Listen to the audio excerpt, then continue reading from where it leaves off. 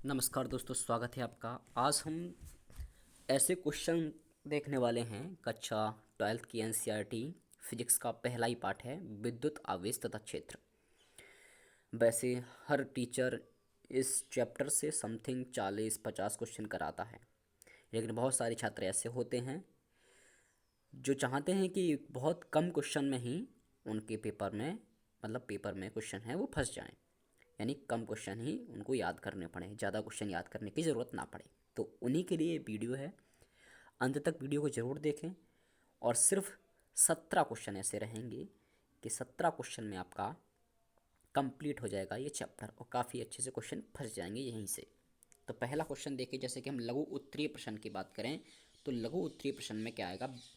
पहला इंपॉर्टेंट है, विद्युत आवेश किसे कहते हैं, इसका एसआई मात्रक व बीम सूत्र। तो इसको जरूर याद रखना है। जैसे कि इसका एसआई मात्रक कूलाम होता है, ठीक है, और बेमी सूत्र एटी होता है, तो आपको याद रखना है। दूसरा क्वेश्चन है, आवेश संरक्षण का सिद्धांत क्या है। जैसे कि आवेश को ना तो उत्पन्न कर सकते हैं ना ही नष्ट करते हैं, तो ये आवेश का संरक्षण का सिद्धांत है, इसको याद रखेंगे। आवेश का क्वांटीकरण है जो Q बराबर एन ई है ना, उसको भी याद रखना आपको, बहुत इंपॉर्टेंट है।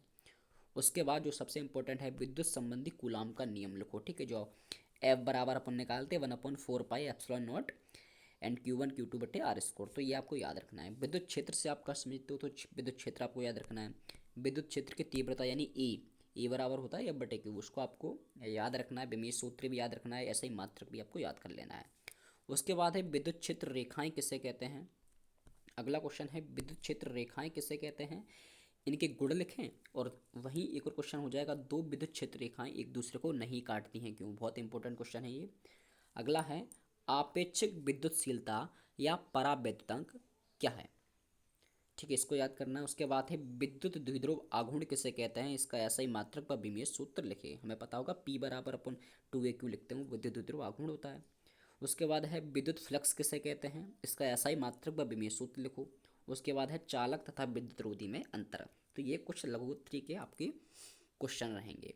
उसके बाद हम दीर्घ उत्तरीय की बात करें कि दीर्घ उत्तरीय से क्वेश्चन कहाँ कहाँ से बन सकता है, तो देखते हैं। सबसे पहला क्वेश्चन है, सबसे पहला जो है आपका, ठीक है, उसको देखते हैं।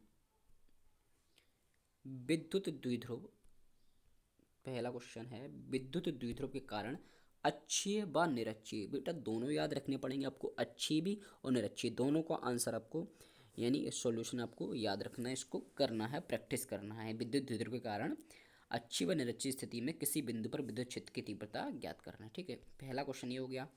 दूसरा आपका है, एक समान विद्युत क्षेत्र में रखे विद्युत द्विध्रुव पर बल आघूर्ण, यानी लगने वाले बल आघूर्ण, यानी टाउ का मान आपको निकालना है, ठीक है, यहाँ से। उसके बाद जो है अगला है, गॉस की प्रमेय तथा कथन लिखते हुए इसे सिद्ध करना है। गॉस की प्रमेय लिखना है आपको, ठीक है, और उसको सिद्ध करना है। उसके बाद गॉस की प्रमेय की सहायता से हम कूलाम का नियम निकालते हैं, ठीक है, कूलाम के व्युत्क्रम वर्ग का नियम, ये भी आपका बहुत इंपॉर्टेंट रहेगा ये, ठीक है, इस पर स्टार आपको लगाना ही पड़ेगा, बहुत इंपॉर्टेंट है ये वाला। नेक्स्ट है, एक समान आवेशित अनंत समतल चादर के किसी बिंदु पर विद्युत क्षेत्र की तीव्रता। तो आपको ये क्वेश्चन में ही देते हैं कि गोली खोखले के बाहर ज्ञात करनी है, गोली खोखले के पृष्ठ पर, गोली खोखले के अंदर, गोली खोखले के अंदर कोई विद्युत क्षेत्र होता ही नहीं है तो शून्य हो जाता है। तो ये क्वेश्चन कुछ ऐसे हैं, 5 क्वेश्चन है, तो 5 ये क्वेश्चन हो गए और समथिंग 12 क्वेश्चन भी हो गए, तो टोटल क्वेश्चन 17 हो जाते हैं। और 17 क्वेश्चन में काफ़ी आपको ये शॉर्ट हो जाएगा आपके लिए ये वाला जो चैप्टर है पहला, ठीक है, यहाँ से क्वेश्चन आपको फंस जाएंगे, ठीक है। इस वीडियो को लाइक करें, चैनल को सब्सक्राइब करना ना भूलें और वीडियो को शेयर करें। अगली वीडियो में चैप्टर 2 की डालूंगा और उसमें भी आपको जो इंपॉर्टेंट क्वेश्चन हैं वो ज़्यादा आपको करा दूंगा, ठीक है। Thank you so much.